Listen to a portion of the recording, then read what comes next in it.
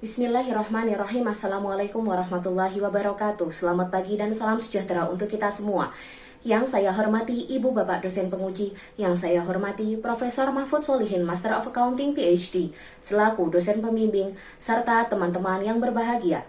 Pada kesempatan kali ini, perkenankan saya Tias Kurniasari dari Prodi Magister Sains Akuntansi untuk mempresentasikan hasil penelitian tesis saya yang berjudul Pengaruh Tekanan Koersif Terhadap Kualitas Pelaporan SDGs di Era Pandemi COVID-19, sebuah studi internasional.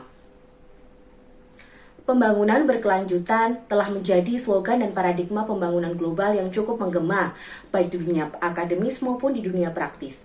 Profesi akuntansi adalah salah satu penolong penting organisasi, pasar keuangan dan ekonomi yang memiliki peran penting dalam pencapaian SDGs.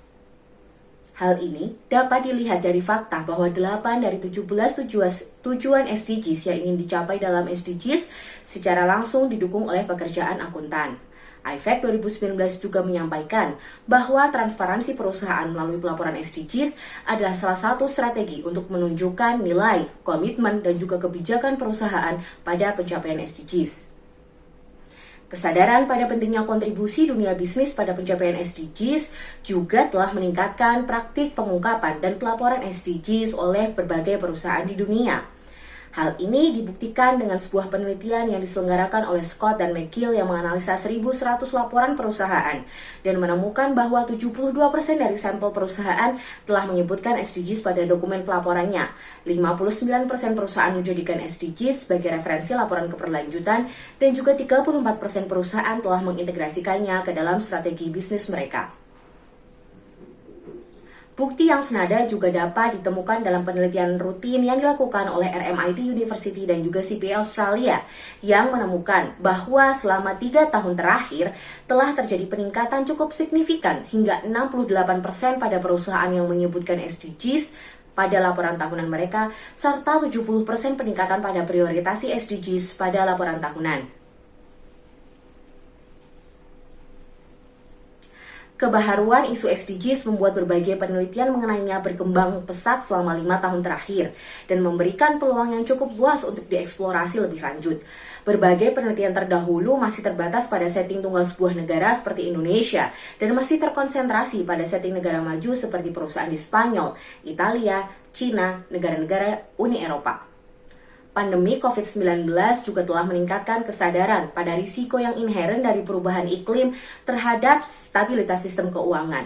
Selama pandemi ini, semakin banyak perusahaan yang mencari kredensial ESG, menerbitkan laporan keberlanjutan, dan menunjukkan kepada para stakeholdernya bahwa mereka memiliki dampak yang berkelanjutan dalam operasi perusahaan.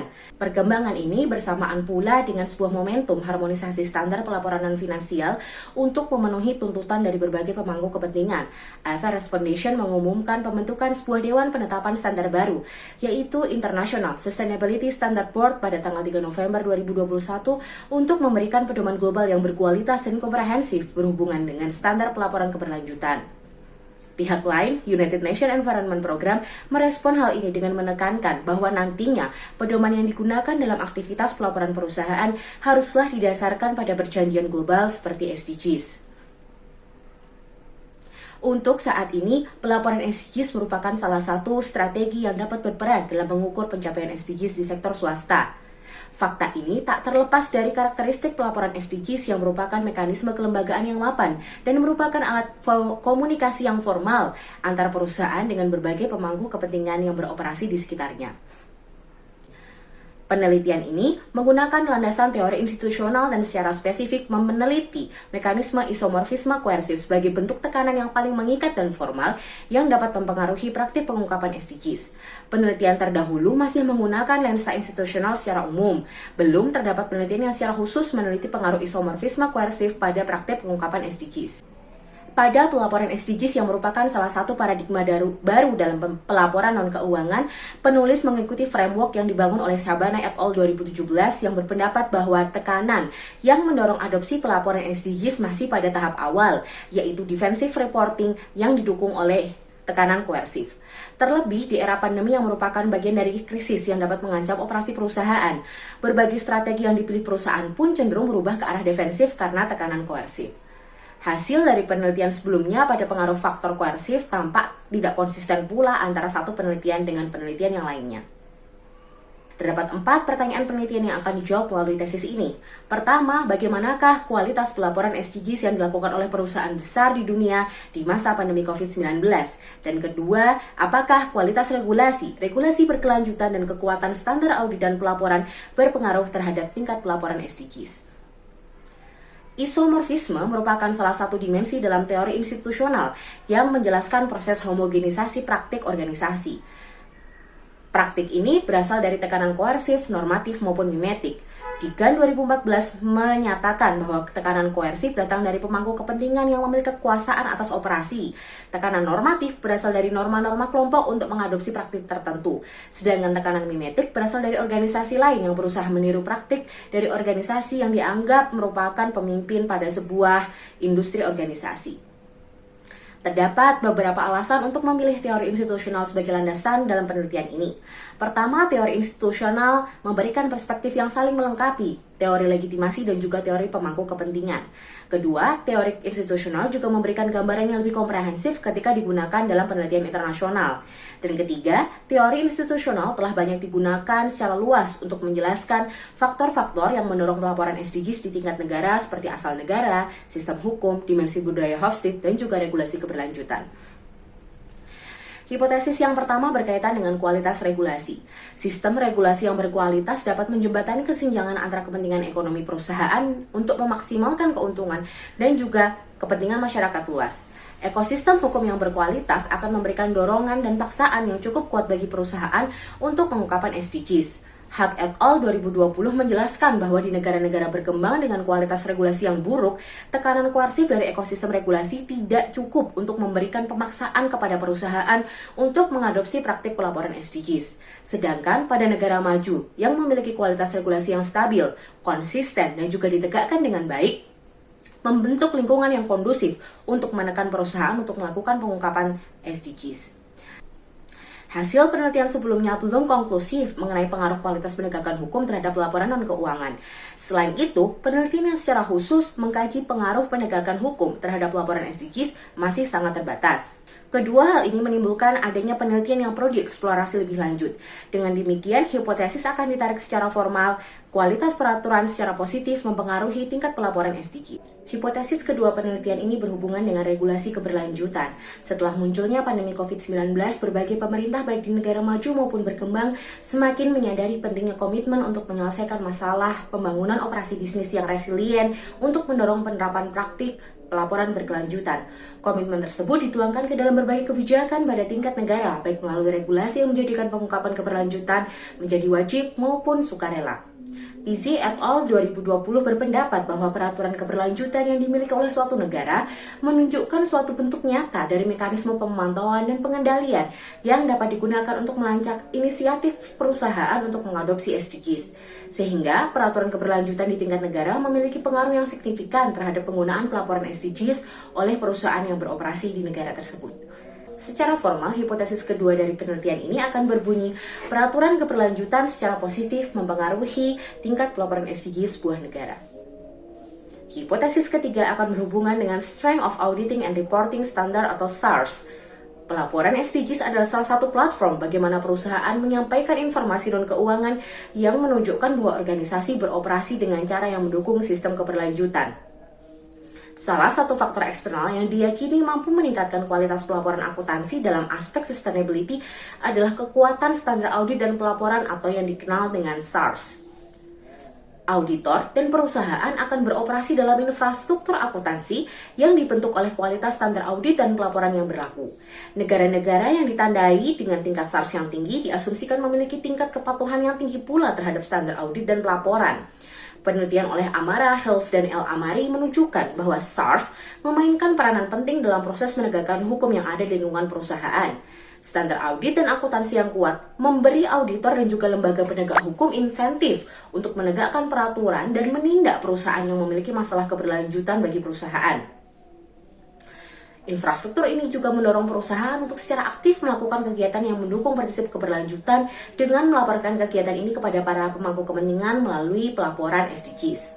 Namun, kesenjangan penelitian muncul saat belum terdapat studi empiris tentang apakah SARS akan mempengaruhi pelaporan SDGs perusahaan.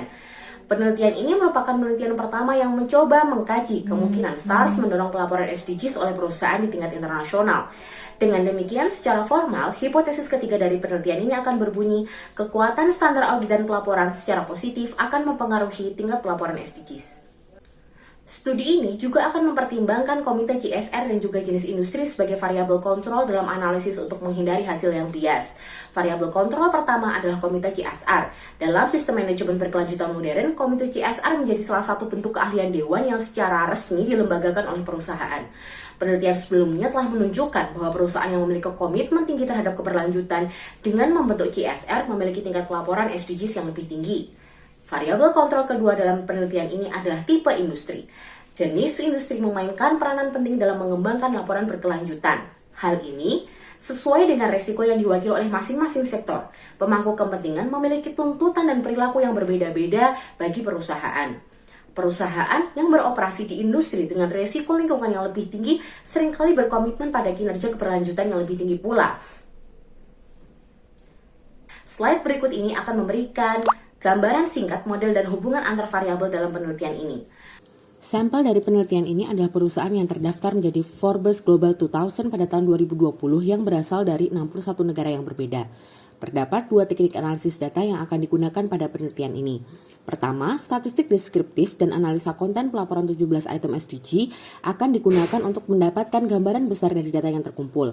Analisis ini digunakan untuk menjawab pertanyaan penelitian pertama berkaitan dengan sejauh mana perusahaan-perusahaan besar di dunia melakukan praktik pelaporan SDGs di era COVID-19.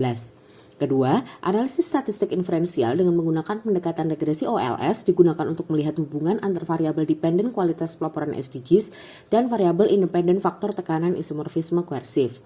Mengadaptasi penelitian Devon 2007, penelitian ini menggunakan dua model regresi pada tingkat negara dan perusahaan. Model regresi pada tingkat negara ditujukan dalam bersamaan 2, dan model regresi pada tingkat perusahaan beserta variabel kontrol dalam penelitian ini ditujukan dalam bersamaan 3. Penelitian ini adalah penelitian akuntansi berbasis data sekunder dengan sumber data yang berasal dari beberapa database yang berbeda. Dependen variabel pelaporan SDGs diukur dengan menggunakan indeks pelaporan 17 tujuan SDGs yang digunakan oleh Bose dan Han 2022. Indeks tersebut dibangun berdasarkan data yang tersedia dari database Refinitiv Icon. Metode tersebut dipilih karena dapat memberikan gambaran akan kualitas pelaporan SDGs yang belum banyak dieksplorasi oleh penelitian sebelumnya. Metode tersebut juga cukup ekstensif digunakan pada penelitian sebelumnya. Sedangkan Unweighted Dichotomous Disclosure Index dipilih dengan mempertimbangkan bahwa seluruh item SDGs adalah sama pentingnya untuk diungkapkan oleh perusahaan. Unweighted Dichotomous Disclosure Index akan dihitung dengan rumus bahwa skor pengungkapan untuk setiap perusahaan sama dengan total item yang diungkapkan oleh perusahaan dibagi dengan 17 atau nilai total maksimum yang mungkin diperoleh oleh sebuah perusahaan. Tabel berikut ini akan memberikan gambaran singkat pengukuran variabel independen dan variabel kontrol yang digunakan dalam penelitian ini.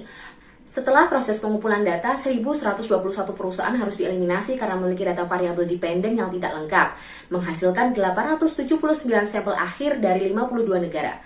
Panel B akan menunjukkan distribusi perusahaan sampel berdasarkan industri. Tabel tersebut menunjukkan bahwa sampel didominasi oleh perusahaan yang beroperasi di sektor keuangan, diikuti oleh perusahaan di sektor industri dan juga sektor material. Slide berikut ini akan memberikan gambaran umum negara dengan tingkat pelaporan tertinggi dan terendah pada setiap wilayah geografis. Di wilayah Asia, perusahaan yang terletak di negara Kuwait dan Filipina memiliki skor pelaporan tertinggi sebesar 88 dan 84%, sedangkan perusahaan yang terletak di Qatar memiliki skor pelaporan terendah sebesar 29%. Wilayah Afrika hanya terdiri dari dua negara, yaitu Kenya dan Afrika Selatan dengan skor pelaporan sebesar 53 dan 59%. Australia, satu-satunya negara yang mewakili Oseania, memiliki skor pelaporan sebesar 57%. Di wilayah Eropa, negara Siprus memiliki skor pelaporan tertinggi sebesar 100%, sedangkan negara Hungaria memiliki skor pelaporan terendah sebesar 35%. Di wilayah Amerika, Meksiko memiliki skor pelaporan tertinggi sebesar 84%, sedangkan Peru memiliki skor pelaporan terendah sebesar 35%. Tabel berikut ini akan memberikan hasil analisis statistik deskriptif pelaporan SDGs berdasarkan status ekonomi negara sampel.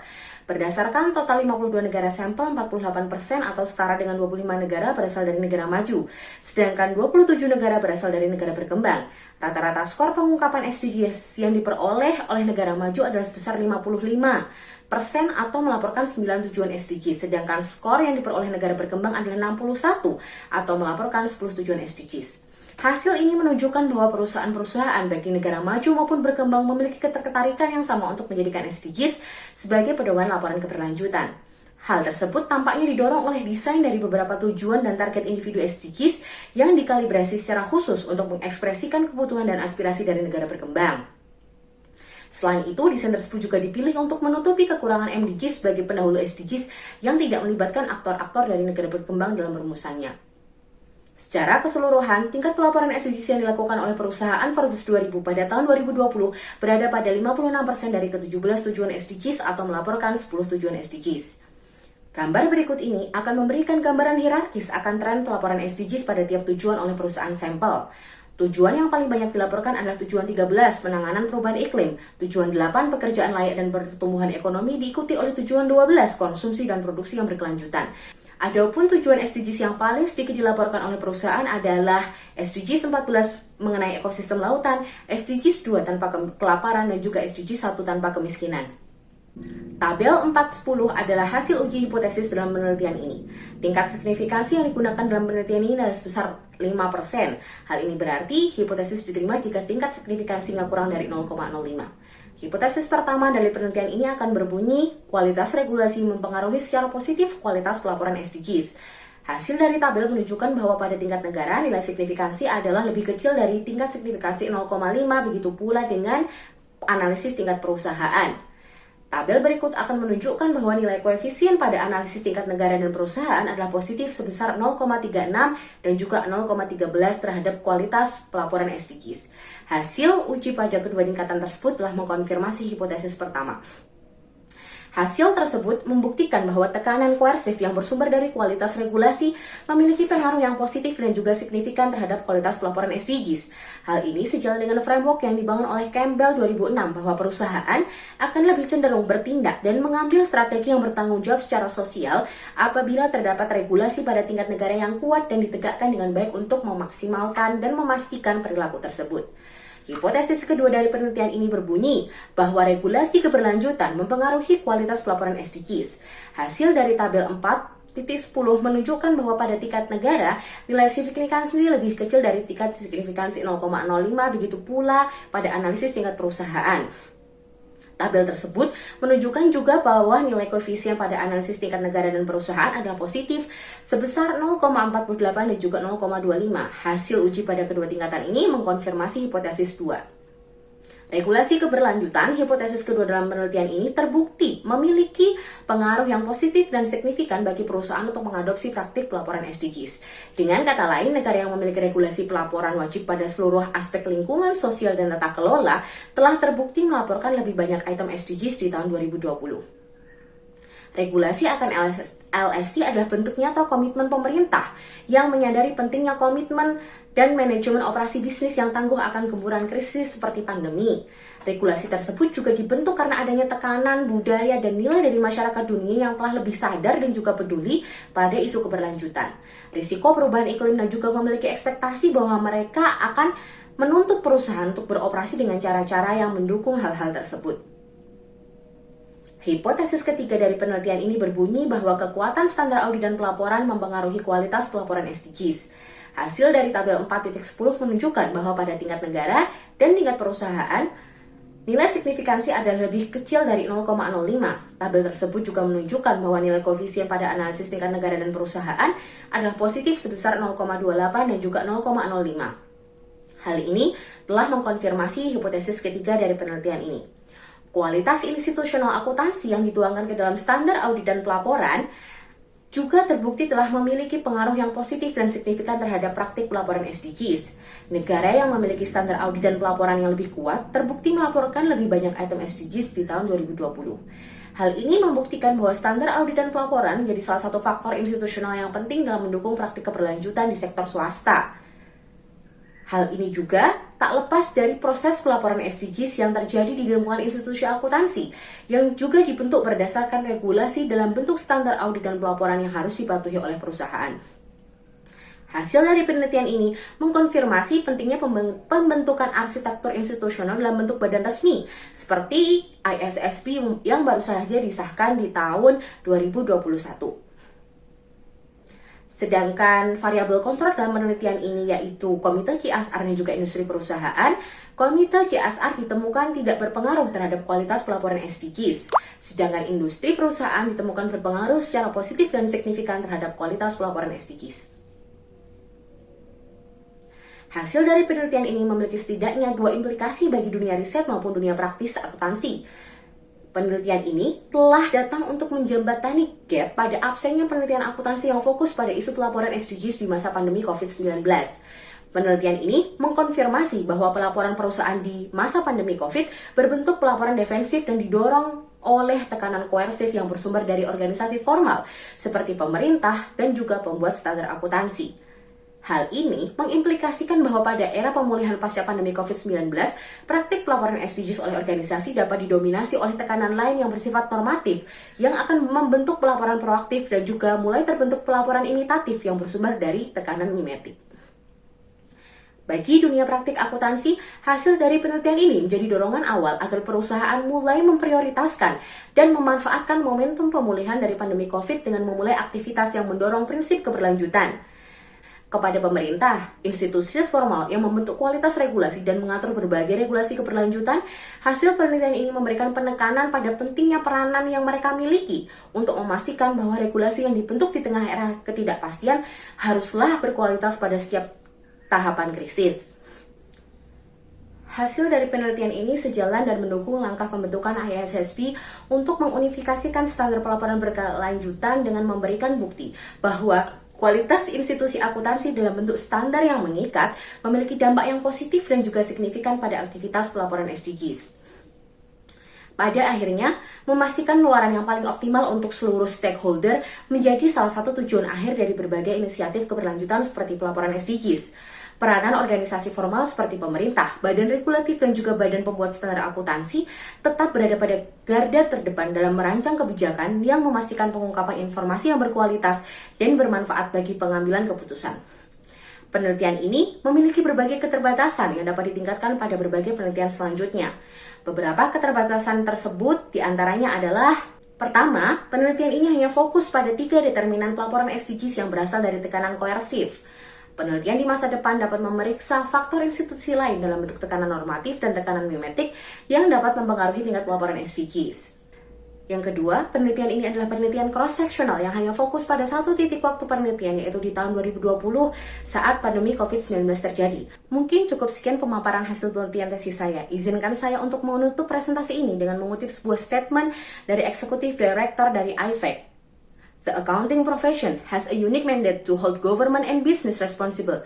With a strong accounting profession, we can help drive the change need to transform this globe for the better. Sekian, wassalamualaikum warahmatullahi wabarakatuh.